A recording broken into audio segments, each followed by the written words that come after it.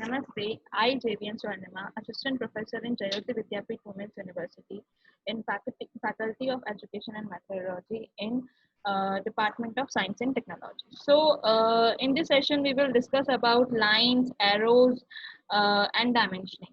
So, how many types of lines? What kind of their applications? How we can draw a perfect arrow and a perfect dimensioning? As we know, there are so many types of lines के लिए क्या किया IS जो यानी Indian standard है, जैसा कि आप यहाँ पे लिखा हुआ है 10714 पार्ट 20 ने में फिक्स किया गया कि किस टाइप की लाइन किस टाइप के फंक्शन यानी उनकी एप्लीकेशंस क्या होंगी, उस चीज को यहाँ पर फिक्स कर दिया गया जिससे क्या हो, जैसा कि हम पिछले सेशन में पढ़ चुके हैं, कोई भी इंजीनियर कहीं का भी पूरे वर्ल्ड में कहीं का भी उसको क्या कर सके, अपना उसको समझ सके, उसको समझ के जो वहां पे साइट पे वर्क है या फिर जहां पर भी वो वर्क परफॉर्म होना है उसको वो कर सके। तो इसके लिए क्या किया, IS 10714 पार्ट 20, IS के 10714 जो IS था हमारा उसके पार्ट 20 में ये चीज मेंशन करी गई, साथ ही SP 46 2003 में ये चीज वहां पर भी मेंशन करी गई। ठीक है, तो ये चीजें वहां पर मेंशन करेगी कि हर इंजीनियरिंग का जो भी ग्राफिक्स होगा वो क्या होगा, इन लाइंस को अगर अपनी ड्राइंग में कहीं पर भी मेंशन करता है तो वो ड्राइंग इस चीज की एप्लीकेशन को शो करेगी। क्या क्या है, क्या क्या किस तरह के क्या टाइप्स होते हैं, उनकी एप्लीकेशंस क्या होती हैं। First is visible outline, visible edges. क्या होता है, ये एक कंटिन्यूअस वाइट लाइन है, ठीक है, कंटिन्यूअस वाइट लाइन है।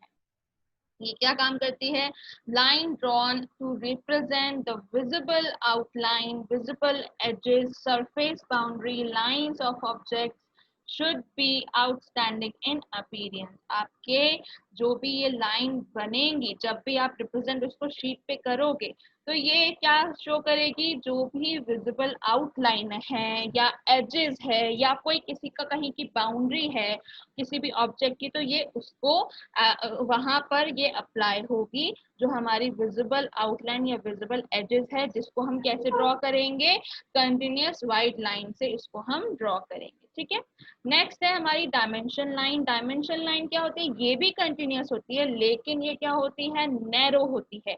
जो विजिबल आउटलाइन और विजिबल एजेस है वो हमारी वाइड होती है और जो हमारा डायमेंशन लाइन है वो क्या होती है, नैरो होती है। ठीक है, ये क्या काम करती है, जितना भी मार्किंग करते हैं हम, डायमेंशंस करते हैं हमारी ड्राइंग की, ये सारी की सारी डायमेंशंस जो होती हैं इसी नैरो लाइन, कंटिन्यूअसली चलने वाली नैरो लाइन से हम उसको क्या करते हैं, रिप्रेजेंट करते हैं। कैसे करते हैं, जब हम डायमेंशन अभी पढ़ेंगे हम उसमें ये चीज आगे देखेंगे। ठीक है, अब आता है second, extension line. Extension line क्या होती है, जैसे मान लीजिए मेरी कोई एक ड्राइंग है, उस ड्राइंग के नीचे ले जाकर मुझे उसको एक्सटेंड करके कुछ चीज शो करनी है, तो वो क्या कहलाती है, मेरी एक्सटेंशन लाइन कहलाती है। किसी भी ऑब्जेक्ट को जब हमने ड्रॉ किया उसको एक्सटेंड करके हमने चाहे उसकी डायमेंशन करनी हो, चाहे उसका हमें कुछ स्पेसिफिकेशन लिखना हो, तो वो कैसे कहलाती है, हमारी एक्सटेंशन लाइन कहलाती है। उस एक्सटेंशन लाइन को मुझे अगर रिप्रेजेंट करना है तो मैं कैसे करूंगी, ये भी सेम है, कंटिन्यूअस नैरो लाइन से ही इसको मैं क्या करूंगी, रिप्रेजेंट करूंगी। नेक्स्ट है हमारा कंटिन्यूअस लाइन।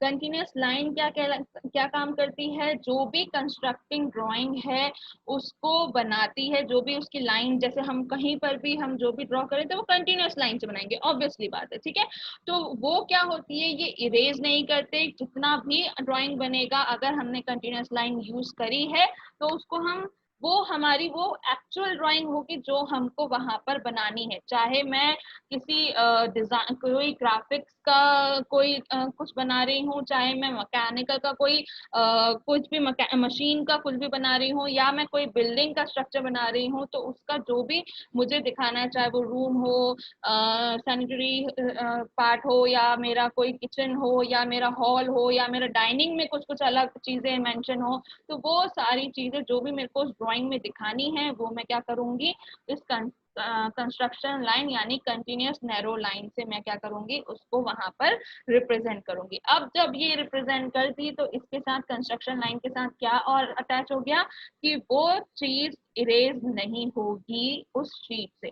हाँ, गलती हो गई तो आप इरेज कर दीजिए, दोबारा उसको ड्रॉ कर लीजिए, वो चीज नहीं कही जा रही। लेकिन अगर आपको वो आपकी जो भी पर्टिकुलर ड्राइंग है उसमें आपको दिखाना है तो आपको उसको कंस्ट्रक्शन लाइन से, नाम से ही पता चल रहा है कंस्ट्रक्शन लाइन से उसको कंस्ट्रक्ट करना पड़ेगा। नेक्स्ट है हैचिंग और सेक्शन लाइन। हैचिंग और सेक्शन तब करते हैं जबकि हमको क्या करना हो, किसी भी एक कोई भी पोर्शन को अलग सा दिखाना हो या उसका हमको बताना ये बैक, ये जो हैच किया हुआ है ये बैक पोर्शन है, या कुछ भी ऐसा अलग से कोई एक सेक्शन पोर्शन हमको उस ऑब्जेक्ट का दिखाना होगा तो हम हैचिंग लाइन का यूज करते हैं। हैचिंग लाइन हमेशा हमेशा 45 एंगल पर बनती है, इंक्लाइंड बनती है, ठीक है। और हमेशा क्या होती है, एक ही डायरेक्शन में बनती है। ऐसा नहीं होता कि एक तो हमने इस तरफ राइट हैंड साइड पे 45 एंगल बना दिया, दूसरा हमने लेफ्ट हैंड साइड पे 45 बना, नहीं, हमेशा एक ही सेक्शन एक ही लाइन में हम उसको हम हैच कर देते हैं, ठीक है। नेक्स्ट है गाइडलाइंस। गाइडलाइंस क्या होती हैं, ये भी कंटिन्यूअस नैरो लाइंस होती हैं। गाइडलाइंस क्या काम करती हैं, जो भी लेटरिंग हो गई उसको ड्रॉ करने के लिए गाइडलाइंस का यूज किया जाता है, ये भी क्या है, इरेज नहीं की जाती। नेक्स्ट है हमारी ब्रेक लाइन। ब्रेक लाइन के दो तरीके से हम बना सकते हैं। सबसे पहला continuous narrow free hand line, second continuous narrow lines with zigzag, ठीक है। ये दोनों जो ब्रेक लाइंस हैं, नाम से ही समझ में आ रहा है, अगर ब्रेक मतलब लिखा है दैट मीन्स कि कोई भी ऑब्जेक्ट है अगर उसको ब्रेक करने का मुझे बताना है, यहाँ से ये पार्ट ब्रेक होगा तो वो चीज क्या कहला, वो लाइन क्या कहलाएगी, जो उसको ड्रॉ ब्रेक करते हुए ड्रॉ कर रही होगी वो हमारी ब्रेक लाइंस कहलाएगी। अब या तो मैं उसको फ्री हैंड उसको यहाँ से ब्रेक करता हुआ दिखा दूं या फिर मैं उसको जिगजैग से शो करूं, ये अकॉर्डिंग टू जो भी ड्राइंग बना रहा है उसके ऊपर डिपेंड करता है। नेक्स्ट है dashed narrow line. Dash narrow line क्या करती है, जो भी हिडन ऑब्जेक्ट है, हिडन ऑब्जेक्ट मतलब कैसा ऑब्जेक्ट, मान लो कि मेरा एक क्यूब है, मुझे क्यूब बनाना है, ठीक है। क्यूब को बनाना है, क्यूब के पीछे का जो आउटर लाइंस है उसको मुझे दिखाना है कि वो क्या है, कहाँ है, कैसे है। तो मैंने उसको किससे दिखाऊंगी, हैच लाइन से, सॉरी डैश लाइन से मैं उसको वहां पे शो करूंगी, स्मॉल डैश लाइन से मैं उसको वहां पे शो करूंगी, ठीक है। तो वो क्या होगा, मेरा मेरी जो हिडन लाइन थी वो वहां पे मुझे मैंने दिखाई कि वो बैक साइड की लाइन है जो मैंने डैश लाइन से शो करी है, जो कि अगर मैं फ्रंट से देख रही हूँ मुझे दिखाई नहीं देख रही लेकिन वो वहां पर प्रेजेंट है, ठीक है। तो that is your hidden edges और हिडन आउटलाइन जो कि मुझे शो करनी है अगर, तो मैं किससे शो करूंगी, डैश नैरो लाइन से शो करूंगी। नेक्स्ट है हमारी सेंटर लाइन। सेंटर लाइन क्या होती है, ऑब्वियसली सेंटर को जो रिप्रेजेंट करे वो मेरी सेंटर लाइन हो गई। कैसे उसको रिप्रेजेंट करेंगे, long dash dot narrow line. कैसी होगी लॉन्ग डैश नैरो लाइन, देखिए ये दिख रहा है, ये डैश डॉट फिर डॉट, डैश भी कैसा, लॉन्ग डैश। ये दिख रहा है स्मॉल डैश, यानी जो हिडन लाइन है वो मैंने किससे दिखानी है, डैश नैरो लाइन से दिखानी है, ठीक है। तो ये चीजें हैं मेरी, ठीक है। इसके बाद नेक्स्ट आता है कटिंग प्लेन लाइंस। ये क्या होती हैं कटिंग प्लेन लाइंस, कैसे हम करते हैं, कोई भी लोकेशन है कहीं पर भी मुझे दिखाना है तो मैं किससे रिप्रेजेंट करूंगी, कटिंग प्लेन लाइन से उसको रिप्रेजेंट करूंगी। अब वो कैसी होगी, लॉन्ग डैश डॉटेड होगी, ये भी सेम लेकिन नैरो लाइन होगी और मेन विड्थ जो है उसकी एंड तक चलती रहेगी, ठीक है। डायरेक्शन भी वहां पे मेंशन करी जाएगी किस डायरेक्शन में वो है। बॉर्डर लाइंस क्या होती है, continuous wide lines, minimum thickness उसकी फिक्स है 0.7 mm की वो होगी, ठीक है। इसके बाद हम बढ़ते हैं कि क्या क्या लाइंस के डिस्क्रिप्शन है, कैसे रिप्रेजेंट करते हैं और क्या एप्लीकेशन है। अभी तक हमने ये पढ़ा कि कितने टाइप्स की लाइन होती है, अब हम पढ़ते हैं कि उसकी डिस्क्रिप्शन क्या है। सबसे पहले कंटिन्यूअस नैरो लाइन, ये हमने बहुत बार पढ़ी, continuous narrow line, continuous narrow line, continuous line. तो एक टेबल है ये कंटिन्यूअस नैरो लाइन जो है वो उसकी एप्लीकेशन क्या है, सबसे पहली dimension line, second extension line, then जो भी लीडर लाइन होगी या रेफरेंस लाइन होगी, short centre line, projection line, hatching, construction line, guide line, outline of revolve section, imaginary line, ये सारी चीज किससे हम रिप्रेजेंट करेंगे? कंटिन्यूअस नैरो लाइन से रिप्रेजेंट करेंगे।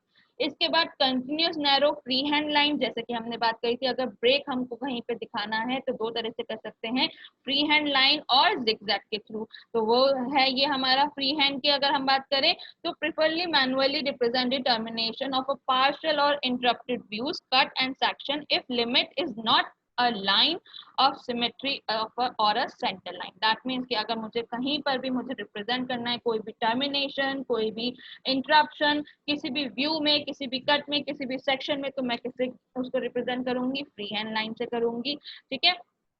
और सेम एज अगर मुझे किसी को जो भी मैकेनिकली मैनुअली अगर मैं कर रही हूँ, अगर मुझे मैकेनिकली रिप्रेजेंट करना है तो मैं किससे करूंगी? उसको जिगजैग से करूंगी।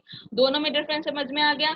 अगर मैं फ्री हैंड से उसको continuous arrow line free hand से कर रही हूँ, ब्रेक कर शो कर रही हूँ, दैट मीन्स वो मैंने मैनुअली रिप्रेजेंट करा है। अगर मैं उसको मैकेनिकली रिप्रेजेंट करना चाहूँ कि ये मैकेनिकली रिप्रेजेंट करना चाहती हूँ, तो मैं उसको किससे शो करूंगी? जिगजैग लाइन से, continuous narrow line with zigzag से उसको शो करूंगी। नेक्स्ट है कंटिन्यूअस वाइड लाइन। ये हमने किसके लिए कहा था? फर्स्ट पॉइंट था हमारा, फर्स्ट जो टाइप था विजिबल एजेस और विजिबल आउटलाइन के लिए, और सेकंड क्या था? Main representation in diagram, map, flow chart के लिए हम क्या करते हैं? वाइड लाइंस का यूज करते हैं। नेक्स्ट है हमारी dash arrow line, narrow line. Dash narrow line किस लिए होती है? हिडन एजेस, हिडन आउटलाइन, ये मैंने आपको यहाँ पे दिखा भी दिया। नेक्स्ट हमारी long dash dotted narrow line किस लिए होती है? सेंटर लाइन को रिप्रेजेंट करने के लिए, या फिर किसी एक्सिस को, या फिर लाइन ऑफ सिमेट्री को रिप्रेजेंट करने के लिए हम इसको यूज करते हैं।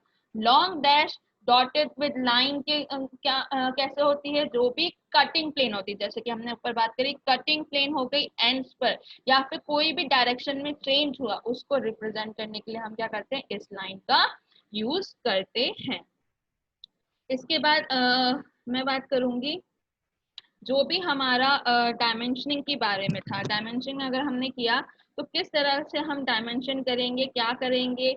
तो डायमेंशनिंग के लिए हमारे पास क्या होता है? हमको जैसे कोई भी एक, जैसे ये फॉर एग्जांपल ये मेरा एक क्या है? डायग्राम है, ऑब्जेक्ट था जिसको मैंने यहाँ पे रिप्रेजेंट किया। ठीक है। अब मैंने इसको यहाँ पे रिप्रेजेंट किया, लेकिन मैंने जैसे कि बात कही थी कि हम स्केल फिक्स करते हैं। ठीक है। स्केल फिक्स क्यों करते हैं? कि हमको ये बताना है कि हमने क्या किया, ये जो ऑब्जेक्ट इस डायमेंशन का था उसको हमने जब 2D में कन्वर्ट किया, उसको ड्रॉ किया, तो हमने उसका स्केल फिक्स किया। अब जो वो स्केल फिक्स किया वो यहाँ पर शो भी तो करना पड़ेगा। स्केल तो फिक्स कर दिया, क्या डायमेंशन है?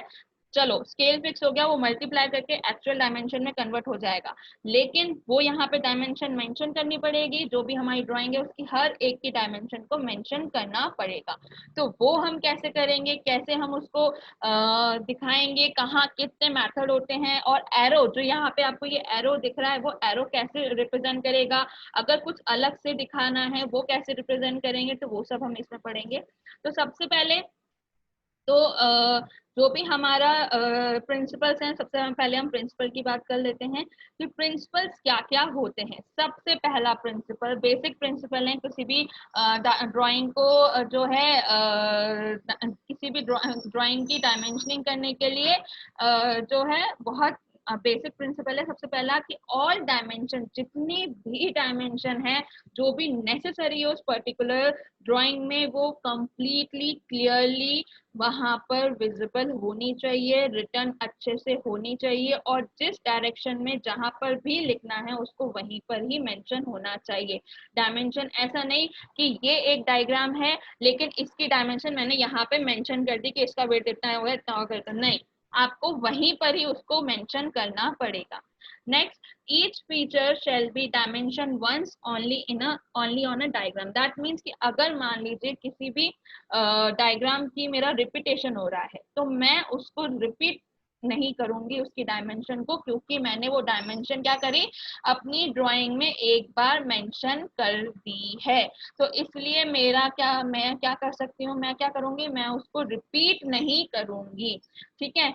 अब नेक्स्ट क्या है? Dimension should be placed on view where the shape is best seen, जहां पर बहुत अच्छे से उस शेप को हम देख सकते होंगे, वहां पर हम क्या करेंगे, उस डायमेंशन को वहां पे मेंशन करेंगे। वो कैसे, जैसे कि फॉर एग्जांपल ये चीज, ठीक है। अब ये एक कोई शेप था, ठीक है।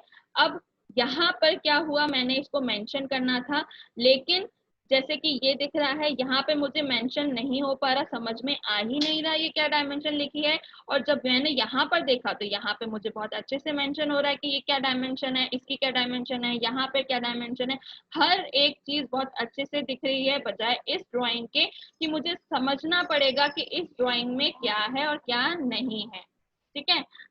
इसके बाद as far as possible dimension should be expressed in one unit only, preferable in mm without showing the unit symbol. That means कि मेरे को पूरी ड्राइंग को क्या करना होगा, पूरी ड्राइंग को वहां पे एक ही मैं यूनिट रखूंगी, चाहे वो mm रखूं, चाहे वो सेंटीमीटर रखूं, चाहे वो कोई भी मेरी डायमेंशन रखूं, ठीक है। तो वो क्या करना होगा, मुझे एक ही डायमेंशन को रखना पड़ेगा, ठीक है। अब मुझे क्या करना है, एक ही डायमेंशन रखने, तो मेरा जो टाइटल बॉक्स था, जो मेरा टाइटल बॉक्स था, या तो मैं वहां पे फिक्स कर दूं कि मेरी जो भी जितनी भी डायमेंशन है वो किस में मेंशन है, mm में मेंशन है। जब मैंने वो चीज वहां मेंशन कर दी, अब उसके बाद मैं पूरी डायमेंशनिंग जहां पर भी ड्राइंग की करूंगी, वहां पर क्या होगा, मेरे को मेंशन करने की जरूरत ही नहीं है। मेरी को सिर्फ और सिर्फ नंबर वहां पे लिखने की जरूरत है कि ये 170 mm, सॉरी 170 का है। अब वो क्या 170, वहां पे टाइटल बॉक्स में मैंने मेंशन कर दिया कि ये all dimension are in mm, तो मुझे 170 mm ऑटोमेटिकली वो आपको ये चीज कॉमन सेंस हो जाएगा, जो भी इंजीनियर उस चीज को पढ़ेगा या जो भी उस ड्राइंग को यूज करेगा आगे, ठीक है। तो अगर मैंने ये चीज वहां कहीं पर भी मुझे एक चीज मेंशन करनी है, जैसे ही मैंने मेंशन कर दिया, तो अब मुझे हर नंबरिंग के बाद ये मेंशन करना जरूरी नहीं है कि ये mm में है, ये mm में है, 170 mm, 130 mm, 20 mm, मुझे हर जगह मेंशन करने की जरूरत नहीं है। Next, as far as possible dimension should be placed outside the view. जो भी व्यू है उसके आउटसाइड में क्या हो, उसके आउटसाइड में मेरा जो भी डायमेंशन है मैं वहां पे मेंशन करूंगी, ठीक है। जैसे कि ये एग्जांपल है, ठीक है।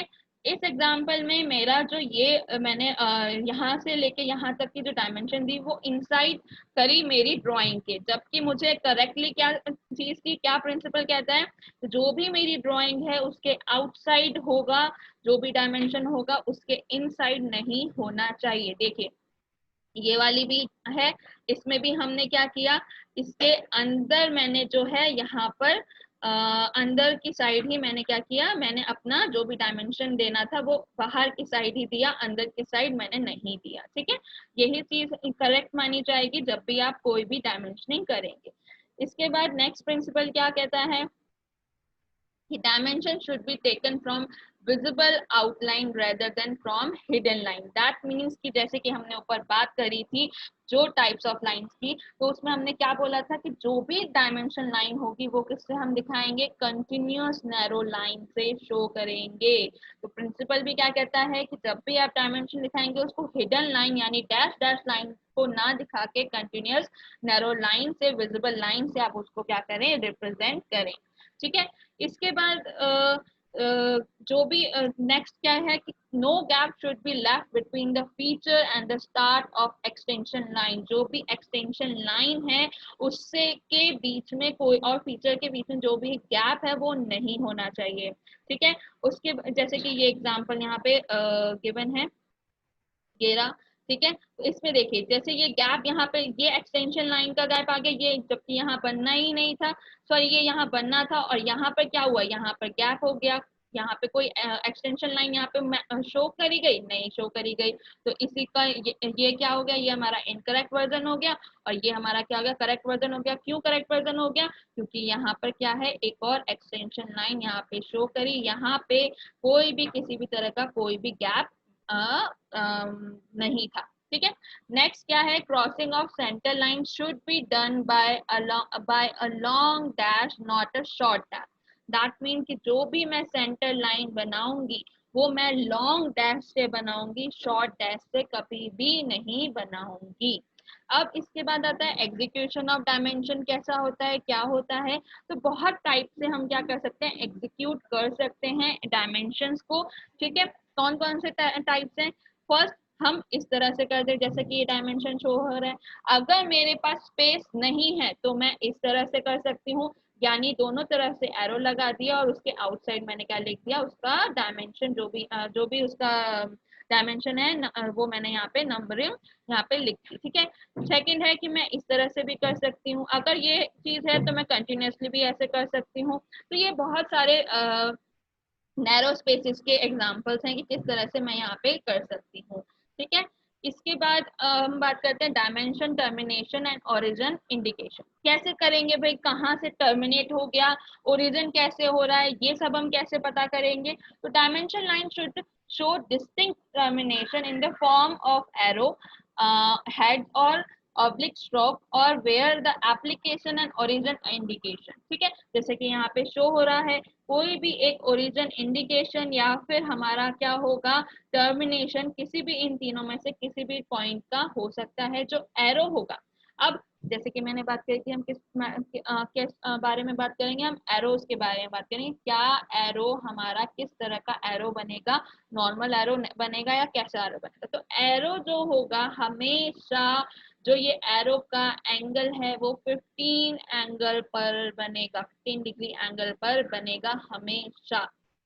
ठीक है, जब अभी स्टार्टिंग है, आपको आदत नहीं होगी, धीरे धीरे धीरे धीरे आप जब प्रैक्टिस करते रहेंगे, आप जब पूरा इंजीनियरिंग ड्राइंग पढ़ेंगे तब तक आप उसकी आदत हो जाएगी। आप बिना स्केलिंग के या बिना किसी डिग्री डी या किसी भी चीज के आप क्या कर सकते हैं, आप 15 डिग्री पे एंगल कट करेंगे एंड अपना डायग्राम जो एरो है वो परफेक्ट एरो बना सकेंगे। ठीक है, अब इसके बाद ये तो हो गया एंगल की बात। अब इसकी डेप्थ कितनी हो, इसकी लेंथ कितनी हो। तो जो डेप्थ है और जो लेंथ है इनका रेशियो कितना होना चाहिए, 3:1 होना चाहिए। लेंथ टू डेप्थ का रेशियो कितना होगा, 3:1 होगा किसी भी एरो हेड का। ठीक है, ये हमारा हो गया। अब इसको हमको बनाना है तो हम तीन तरह से, जैसे मैंने बताया, तीन तरह से हम बता सकते हैं, चाहे मैं ओरिजिन बताऊं इसका, चाहे मैं टर्मिनेशन बताऊं, इनमें से किसी भी तरह का बना सकती हूँ। इसके बाद मैं बात करूंगी कि मेथड ऑफ इंडिकेटिंग डायमेंशंस क्या होते हैं। दो टाइप से हम कर सकते हैं, पहला अलाइन मेथड, दूसरा unidirectional method. Align method क्या होता है, पैरेलली हमने क्या किया या फिर अबव क्या किया, हमने जो भी डायमेंशन है उसके वहां पे उसकी डायमेंशनिंग कर दी। ठीक है, मिडिल में होगा, जैसे कि यहाँ पर है, जैसे देख लीजिए ये मेरा एक ऑब्जेक्ट मैंने यहाँ पे ड्रॉ किया, इसके ऊपर, इसके साइड में, इसके अलोंग या फिर इंक्लाइंडली मैंने इसको शो किया अलाइन मेथड से। ठीक है, और जो भी मेरी नंबरिंग थी यानी जो भी उसका डायमेंशन था उसको कहाँ पे शो किया, मिड सेंटर पे मैंने उसको शो किया। तो वो क्या हो गया, मेरा अलाइन मेथड के थ्रू मैंने उसको वहां पे दिखाया है। नेक्स्ट है यूनी डायरेक्शनल मेथड। तो यूनी डायरेक्शनल मेथड में क्या होता है, dimension should B indicated so that they can be read from bottom of drawing only. सिर्फ आप बॉटम से उसको पढ़ सकते हैं। अब वो क्या होता है, जैसे कि ये वाली ड्राइंग है यूनी डायरेक्शनल की। ठीक है, हम इसको क्या कर सकते हैं, सिर्फ बॉटम में ही से ही पढ़ सकते हैं, ऐसा नहीं कि कहीं पर भी हमने उसको मेंशन कर दिया। ठीक है, ये फिक्स्ड है कि from bottom of the drawing ही हम उसको क्या कर सकते हैं, पढ़ना स्टार्ट कर सकते हैं, या फिर वो वहीं पे लिखी होनी चाहिए। ठीक है, non horizontal dimension lines are interrupted preferably in middle for insertion of dimension. ठीक है, जो भी मेरी नॉन डायमेंशनल लाइन थी या जो भी नॉन हॉरिजॉन्टल लाइन थी उनका मैं क्या करूंगी, वहां पे जहां पर भी इंटरप्ट हो रहा होगा या फिर मिडिल इंसर्शन पे मैं क्या करूंगी, उसकी डायमेंशनिंग करूंगी। या जो भी एंगुलर डायमेंशन है वो क्या करूंगी, किस तरह से बनाऊंगी, वो इस तरह से बनाऊंगी, जो भी किसी भी एक एंगल पे है वो इस तरह से बनेगा। ठीक है। अब बात आती है कि मेरे को ये डायमेंशंस जो है मेरे को क्या करनी है, अरेंज करनी है मेरे को। मैंने ये तो पता कर लिया कि चलो दो मेथड हो गए, मेरी डायमेंशन कैसे करनी है वो भी मुझे पता चल गया, मेथड भी मुझे पता चल गया कि मैं उसको किसी एक पर्टिकुलर या तो अबव या फिर अलोंग या फिर उसके इंक्लाइन में मैं उसको मेंशन कर सकती हूँ, या फिर मैं क्या कर सकती हूँ उसको बॉटम से स्टार्ट कर सकती हूँ लिखना, बॉटम से ही मैं उसको रीड कर सकती हूँ। तो वो चीज मेरी क्या कहला गई, मेरी दोनों मेथड कहला गए। अब मेरे को क्या करना है, उस डायमेंशन अरेंजमेंट करनी है, उस डायमेंशन की अरेंजमेंट करनी है। तीन टाइप से कर सकते हैं, chain, parallel and combine. Chain, parallel and combine को हम डायरेक्टली क्या करते हैं, एग्जांपल से समझते हैं, डायग्राम से समझते हैं। चेन, चेन समझ में आता है, एक चेन में हम वो काम कर रहे हैं, हमारी जो डायमेंशन होगी वो एक पर्टिकुलर फिक्स चेन में होगी। जब हमारी पर्टिकुलर चेन में होगी तो उससे क्या होगा, वो अरेंजमेंट क्या कहलाएगा, हमारा चेन डायमेंशनिंग अरेंजमेंट हमारा कहलाएगा। उसमें कोई भी डायमेंशन ऊपर नीचे अलोंग मतलब साइड में जिगजैग में नहीं होगी, वो एक पर्टिकुलर जो है लाइन में होगी। जब भी हम आगे हमारा ड्राइंग्स का काम करेंगे, शीट बनाएंगे, तो हम जो भी काम करेंगे किसी एक इन तीनों में से किसी एक चीज को अडॉप्ट करके करेंगे, चाहे हम चेन डायमेंशनिंग करें, चाहे हम पैरेलल डायमेंशनिंग करें, चाहे हम कंबाइन करें। ठीक है।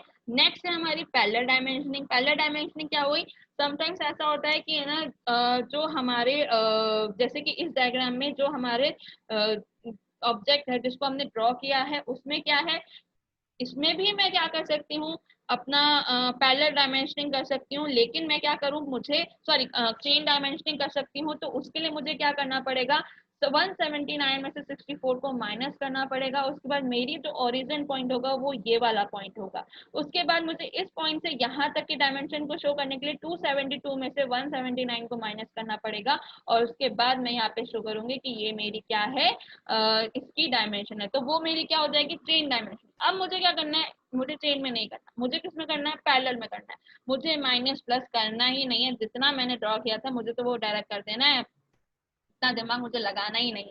तो मैं क्या करूंगी, डायरेक्ट एक फिक्स ओरिजिन कर लिया कि कहाँ से मेरी वो डायमेंशनिंग स्टार्ट होगी, जैसे कि इस पॉइंट से मेरी स्टार्ट हो रही है। ठीक है। उसके बाद मैंने क्या किया कि वहीं से मैंने अपना सारा का सारा डायमेंशन स्टार्ट किया, इस पॉइंट से यहाँ ए पॉइंट तक, नेक्स्ट बी पॉइंट तक, नेक्स्ट सी पॉइंट तक। तो इसी तरह से मैंने क्या किया, अपना डायमेंशन स्टार्ट किया। तो ये मेरी क्या कहलाई, पैरेलल डायमेंशनिंग कहलाई। पैरेलली मैंने उसको वहां पे शो भी किया। ठीक है। तो ये मेरी क्या हुई, पैरेलल डायमेंशनिंग। अब कंबाइंड डायमेंशन क्या हुई, समटाइम्स मेरे पास कोई ऐसा ऑब्जेक्ट आ गया जैसे कि मान लीजिए ये है कि एक बॉक्स है, उसके बाद भी एक बॉक्स है, फिर कुछ चेंजेस है डायमेंशन में, तो ऐसी चीजें हैं। तो अब मैं क्या करूं, इसके साथ पैरेलल और चेन दोनों को कंबाइन कर दिया, मैंने कंबाइन किया। तो ये जो डायमेंशन देखिए ये मेरी चेन है। अब इसके नीचे ये डायमेंशन आ गया, इसके नीचे ये डायमेंशन है, इसके नीचे ये डायमेंशन है, दैट मीन्स कि मेरी ये क्या हो गई, पैरेलल हो गई। कैसे हो गई पैरेलल, इस वाले पोर्शन के लिए मैंने क्या किया, इस पॉइंट को फिक्स कर लिया, इस वाले पोर्शन के लिए मैंने क्या किया, इस पॉइंट को फिक्स कर लिया मेरा ओरिजिन, और मेरी सारी डायमेंशन मैंने उसके अकॉर्डिंग कर दी बिना किसी माइनस प्लस के। तो that is your combined dimensioning.